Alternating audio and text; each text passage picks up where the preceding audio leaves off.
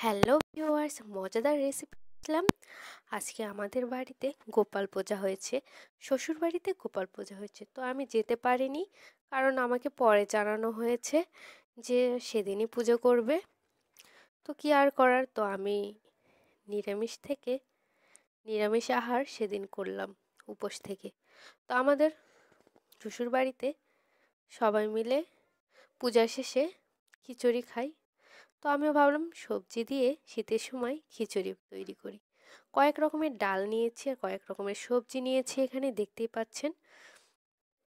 ডালগুলোকে 3 রকমের ডাল এখানে ধুয়ে পরিষ্কার করে নিয়েছি। আর এখানে মূলো, সিম, ফুলকপি, গাজর, আলু, বেগুন, টমেটো, পাতাকপি, এগুলো সব কেটে নিয়েছি। আর এখানে বেগুন ভাজা করবার জন্য বেগুনও কেটে নিয়েছি। তো ডালগুলোকে আমি সিদ্ধ করার জন্য অলরেডি ডালটাকে আমি বসিয়ে দিয়েছি সিদ্ধ হতে। তারপরে আমি এর ফাঁকে বেগুনগুলোকে লবণ, হলুদ আর অল্প একটু সামান্য একটু চিনি, আপনারা চাইলে নাও দিতে পারেন, তবে চিনি দিলে আলাদা একটা স্বাদ হয়। তো একবার খেয়ে দেখবেন। এইভাবে তেল গরম হতে ভালোভাবে মেখে নিয়ে বেগুনগুলো দিয়ে দিয়েছি, উল্টে পাল্টে 2 পাশে ভেজে নিচ্ছি ভালো করে। বেগুন ভাজা হয়ে গেলে 2 পাশে আমি একটি পাত্রে উঠিয়ে নিব। তো নিরামিষ খাওয়া খিচুড়ি, এটা সবজি খিচুড়ি, একটু নরম খিচুড়ি, খেতে কিন্তু দারুণ লাগে। সাথে যদি থাকে বেগুন ভাজা আর আলু ভর্তা বা আলু সিদ্ধ। তো বেগুন ভাজার পরেই সবগুলো সবজি আমি দিয়ে দিয়েছি ওই তেলে, বেগুন ভাজার তেলেই দিয়ে ভালোভাবে একটু নাড়াচাড়া করে নিয়েছি। তারপর এখানে ভালোভাবে আরও সিদ্ধ হওয়ার জন্য বা ভাজার জন্য আমি এখানে স্বাদ মতো লবণ আর পরিমাণ মতন হলুদ গুঁড়ো দিয়ে দিলাম। দেওয়ার পরে আবারও ভালোভাবে একটু নাড়াচাড়া করে নিলাম। ভালোভাবে নাড়াচাড়া করে যখন ভালো করে নাড়াচাড়া করার পরে একটু ঢেকে দিব ঢাকনার সাহায্যে। এখানে কোনো জল অ্যাড করিনি। এতে করে কি হবে, ভালোভাবে লবণ দেওয়ার কারণে জল এমনি সবজি থেকে বের হয়ে আসবে আর ঢাকনা দেওয়ার কারণে। আর ঢাকনা উঠিয়ে ভালোভাবে আবারও নাড়াচাড়া করে ভালো করে ভেজে নিচ্ছি একটু।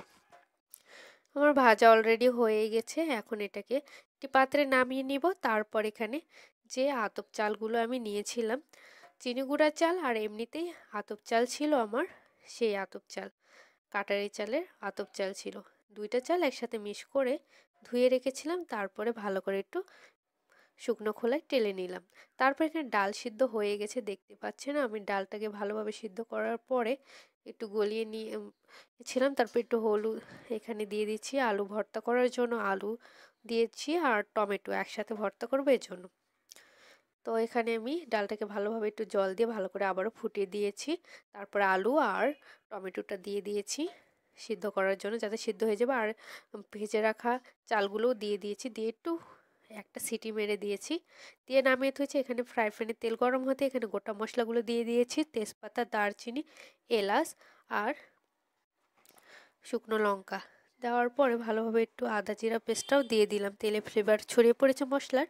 তারপর এখানে আদা জিরা পেস্টটা দিয়ে ভালোভাবে একটু নাড়াচাড়া করে দিয়ে দিলাম। আপনারা যেদিন আদা জিরা ভালোভাবে পেস্ট আমি দিয়ে ভালোভাবে একটু তেলানি দিয়ে দিচ্ছি। তারপরে এই তো দিয়ে দিয়েছি সবগুলো ডাল চাল একসাথে সিদ্ধ হয়ে গেছিলো। তারপর আলু আর টমেটো যেটা আমি দিয়ে দিয়েছিলাম প্রেশার কুকারে সিদ্ধ হওয়ার জন্য, সেটা সিদ্ধ হয়ে গেছে, ওটা নামিয়ে নিয়েছি। তারপরে এখানে যখন মশলাগুলো ফোড়ন দেওয়া হয়ে গেছে তখন আমি ঢেলে দিয়েছি, সাথে সবজিগুলো, ভেজে রাখা সবজিগুলো দিয়ে ভালোভাবে একসাথে মিক্সড করে ফুটিয়ে নিচ্ছি। এভাবে ফুটে উঠেছে তখন একটু মনে হলো লবণটা দিয়ে দিই, কারণ লবণটা অলরেডি দিয়েছি আমি সবজি ভাজার সময়।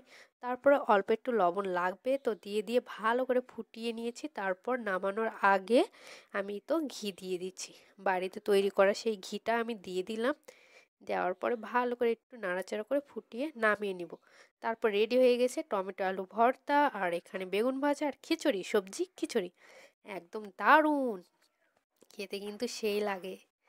নিরামিষ দিনে এভাবে বানিয়ে নিন সবজি খিচুড়ি, আলু ভর্তা আর বেগুন ভাজা। আর আপনারা যদি আমিষের দিনে করেন তাহলে অবশ্যই পেঁয়াজ রসুন ব্যবহার করবেন, তাহলেই কিন্তু আর অন্যরকম একটা টেস্ট হবে। তো